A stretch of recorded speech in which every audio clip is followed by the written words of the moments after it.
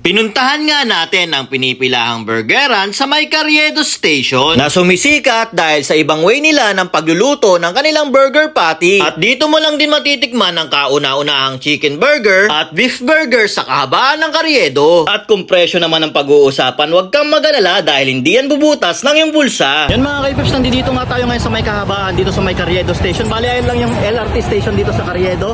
Tapos yan lang yung Esitan. At meron nga dito ngayon bagong pinipilahan. Ito nga yung burger ng tita ni Neneng B. Bali, ito nga yung burger ni Tita B. So samahan nyo ako at tikman natin yung kanyang burger dito.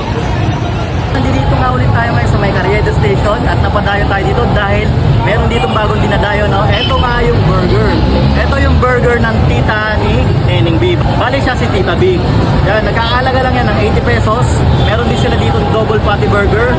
Beef yun, 50 pesos yun.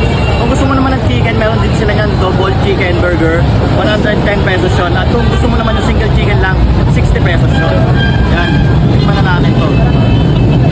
Okay? Pure beef nga to, no? Kita nyo naman yung laman yan. May mga gulay na rin yan. Talagang 80 pesos lang.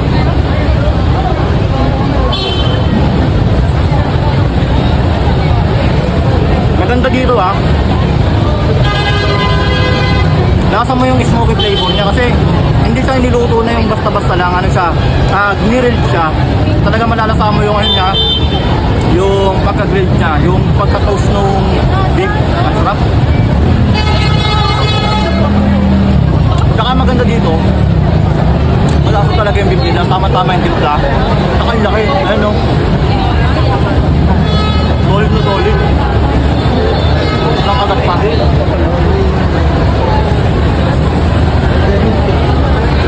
At syempre mga kaibigan, hindi magpapahuli yung kanilang chicken burger. Yan, nagkakalaga lang yun ng 60 pesos.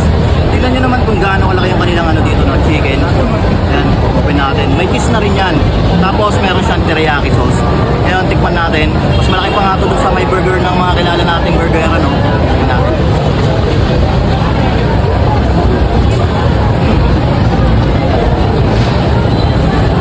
Juicy.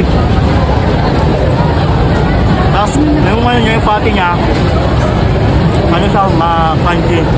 Tapos, yung timpla niya, talagang lasa-lasa mo yung teriyaki flavor niya. Tapos, nag-mix pa yung mga vegetable niya, talagang masarap talaga. Wala ka. Sa halagang 60 pesos, panalo na to. Mabigat sa dyan, saka laki. Diba?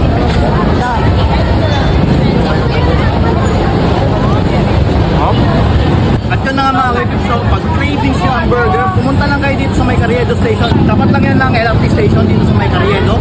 Layuin nyo lang dito yung tindahan ng tita ni Neneng B. Ito nga yung burger ni Tita B. Solid dito, promise, mura na, masusolid pa kayo.